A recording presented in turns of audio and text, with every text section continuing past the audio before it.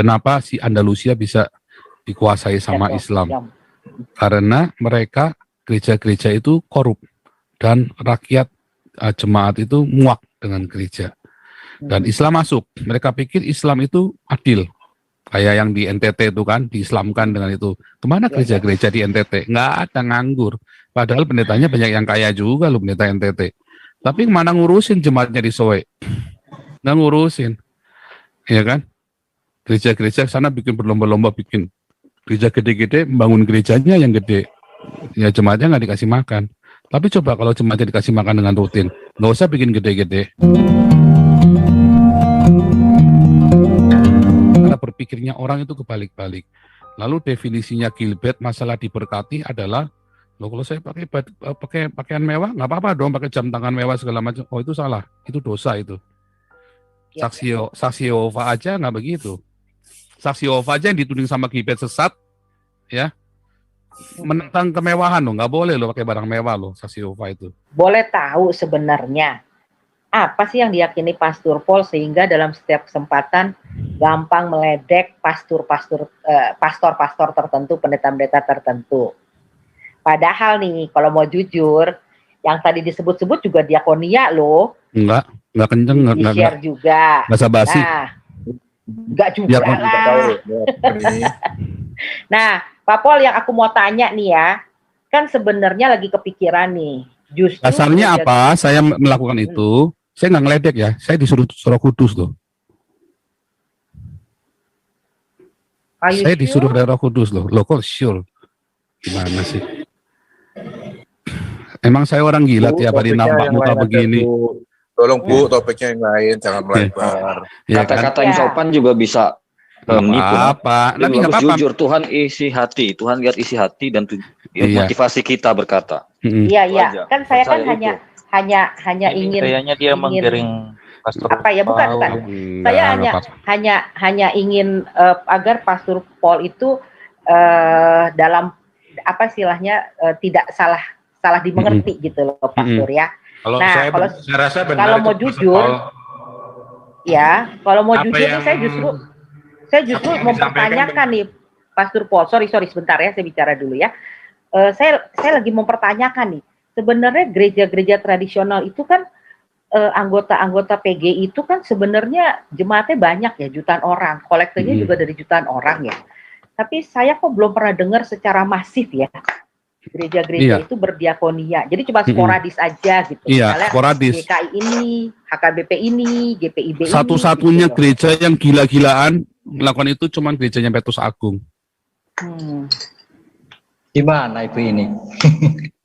Iya, maksud saya ngeri ya.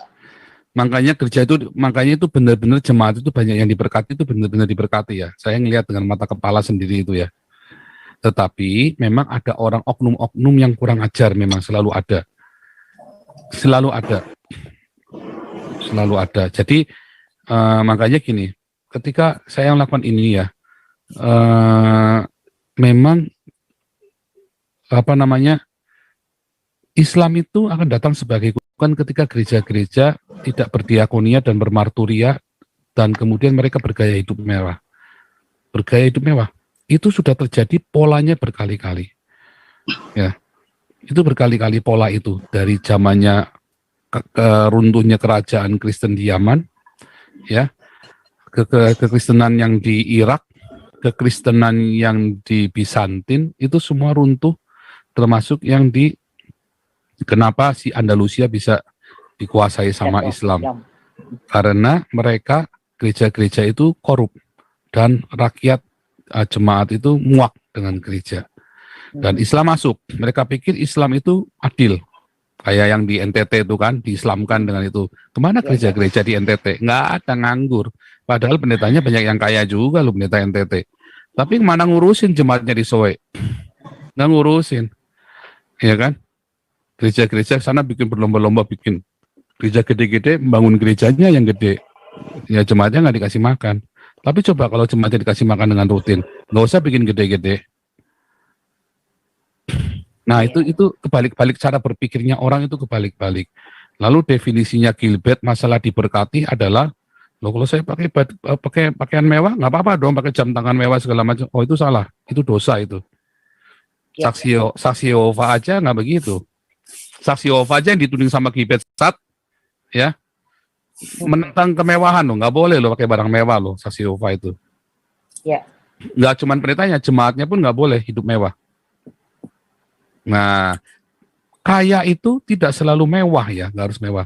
Bahkan saya sendiri melihat saksi Yehova ini hidupnya lebih sederhana yang di Eropa ya. Saya kalau yang di Indonesia saya terus terang nggak ngerti ya, nggak terlalu banyak kenal orang saksi Yehova di Indonesia. Jadi orang yang dianggap sesat malah dia melakukan apa yang Tuhan Yesus perintahkan, sementara dia malah bergaya hidup mewah. Boleh nggak kalau kaya? Ya boleh Kaya saja. Boleh saja. Kenapa kaya nggak boleh? Masalahnya setelah dia kaya mau apa? Nah, kenapa saya selalu senangnya Gilbert? Karena kan dia yang paling lebay, paling alay kan. Dan saya disuruh Roh Kudus. Paling gampang kan dia, Pak, contoh. Yang lain tinggal niru aja kan. Nah, kalau Gilbert aja digituin, apa lagi yang lain kan? Philip Mantova, Niko, ya kan. Nah, termasuk siapa itu pendeta-pendeta 1 jam saja, segala macam. Tetapi kan kita nggak urusan. Kenapa Pak nggak ngerti Andi Simon? Nggak, Tuhan nggak suruh kok. Kayak gitu saja. Mungkin Saya setuju nggak dengan Andi Simon? Saya nggak setuju dengan Andi Simon. Tapi Tuhan nggak suruh. Ya biarin saja sesuai dengan apa yang dia yakini. Kan begitu kan? Paul, mungkin efektif untuk dihimbau jemaatnya, karena jemaatnya kan korban langsung tuh kalau ada ketidakbecusan mengenai pelayanan untuk perpuluhan diutamakan segala macam oleh gerejanya Pak Gilo itu. Jadi jemaatnya harus disadarkan aja, kita nggak usah repot-repot lagi karena pasti besok dibantah lagi sama si Gilo. Tapi kalau jemaatnya dia langsung kan dia bisa melihat apa betul nih dipakai diakona atau memperkaya diri. Yes, betul gitu. Pak Beta Maluku.